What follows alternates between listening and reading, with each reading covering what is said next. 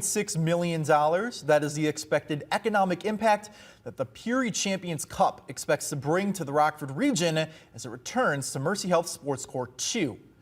This soccer tournament, hosted by the Rockford Raptors, draws in more than 300 teams from throughout the Midwest. Both boys and girls teams are competing, ranging in age between 8 and under 19 years old.